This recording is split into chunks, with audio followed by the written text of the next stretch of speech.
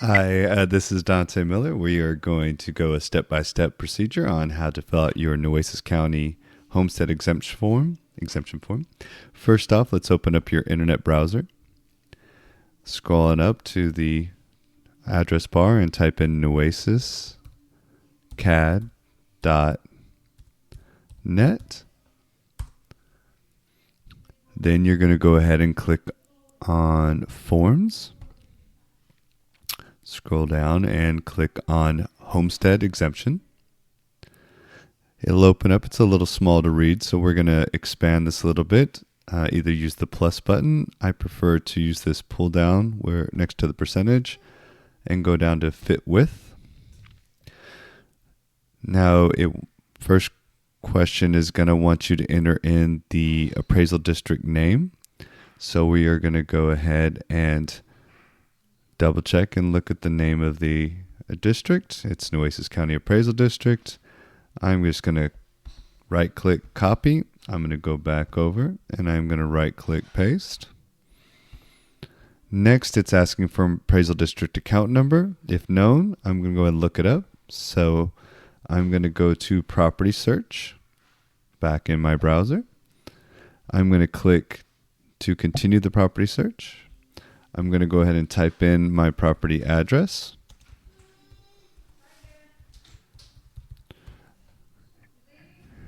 And then once that opens up, I'm going to go ahead and highlight the property ID.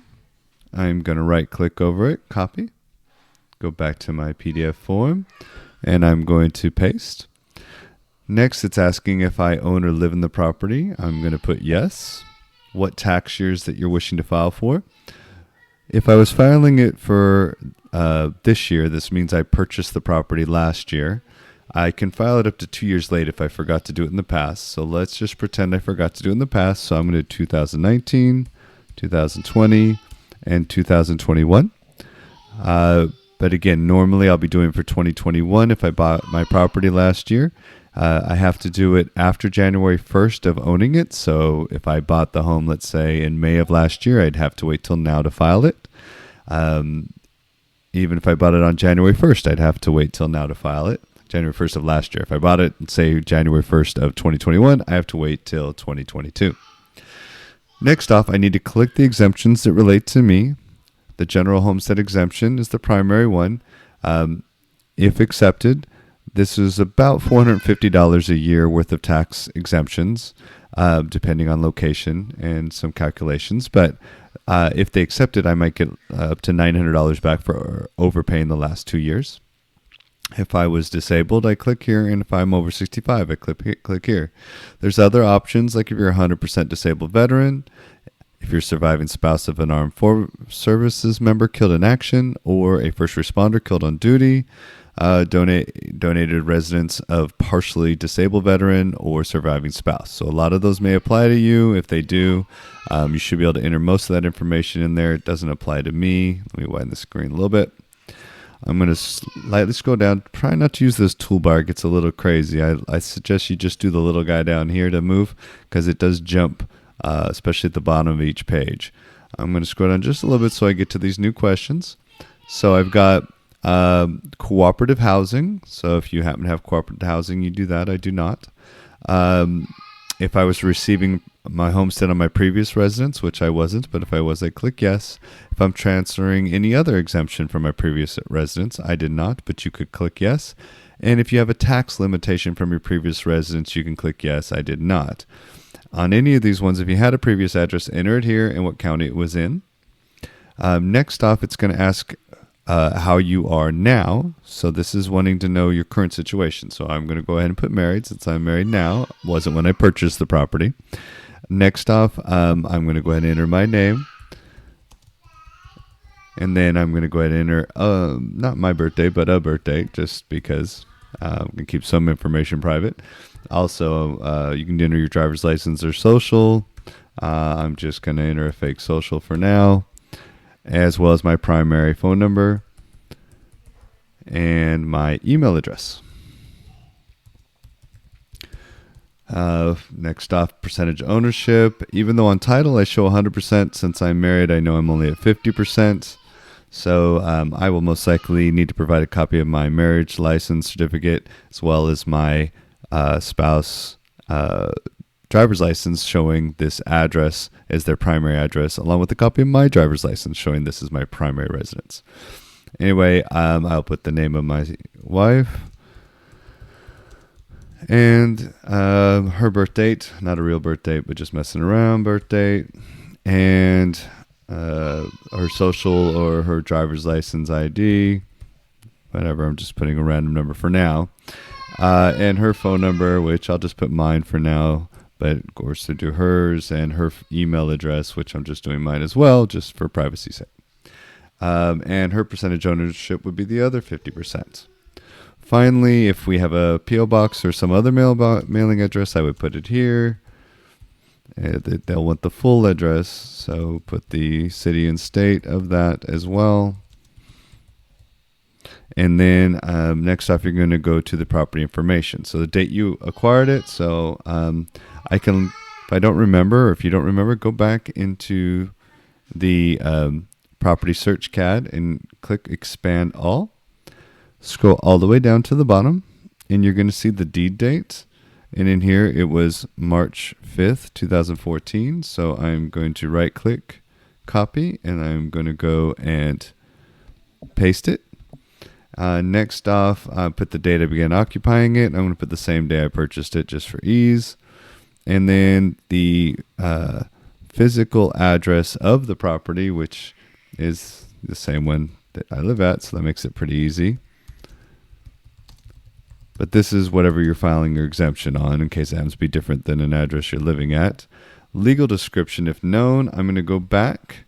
I'm going to scroll all the way back up on that property search page. Upper right is where it'll have the legal description.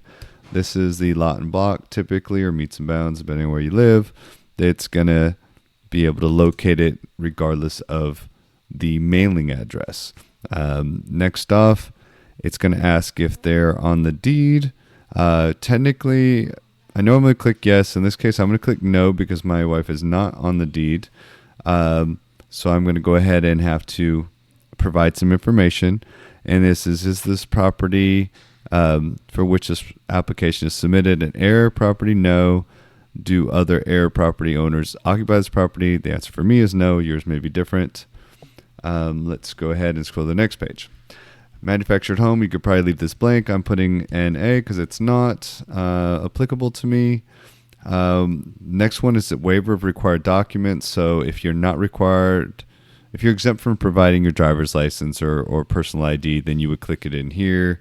Either your resident facility that does special health, infirmity, and aging, and you would put that facility. If you're a confidential program administered by the Office of Attorney General, so it might be a spouse fleeing abusive ex, or maybe there's other reasons like a police officer that might have some exemptions. If you're active duty armed services, or if you hold a driver's license under a special transportation code, it would be there. Here, I'm going to provide additional information. This is where I probably put that I purchased the property under my name, but am now married. So I own this with my wife, and will provide a copy of her driver's license and our marriage certificate. That should be enough to get them on the ball of what I'm doing. Then next up, if I own other residential property in Texas, I would list it there. I don't, so I won't. Finally, I'm going to go ahead and type in my name and my title. And then there's a signature bar. So on the signature bar, I would click it. It'll ask you, it'll usually give you 3 choices. I've already configured this, so it doesn't give me 3 choices, but you're going to want to do the 3rd choice where it'll create a Windows digital ID for you. That way you won't have to download anything. And then once you select it, you'll hit continue. It'll bring up the date timestamp for you. You'll click sign. It'll want to save it. So I will do this as Homestead application, Nueces County, and then I would go ahead and click save.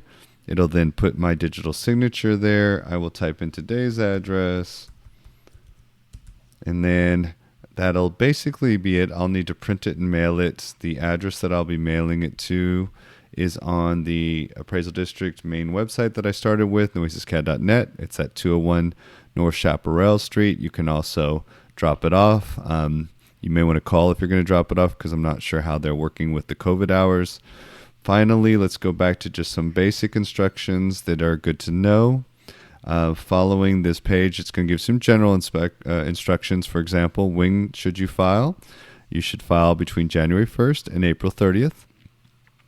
Now, the deadline for over 65, it says, is within 1 year of the qualification date. Technically, you qualify once the deed has been recorded. You don't have to wait as long as you would on a homestead. So if you're over 65 and you bought a home today, within a couple weeks, you should be able to file for your over 65 exemption. Again, this is where it talks about the late filing and having after 2 years of the deadline. Usually, the chief inspector will grant an exemption where you don't have to reapply.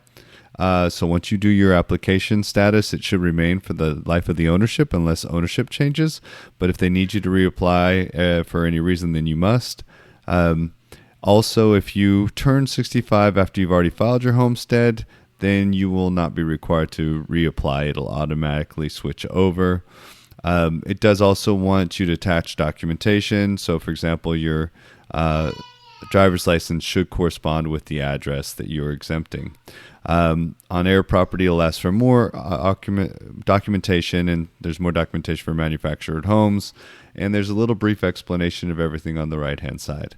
If you need further information, feel free to email me at danceanddante.com. That's DANCINDANTE. I hope you find this informative, and I look out to providing more for you. Thank you so much. Bye-bye.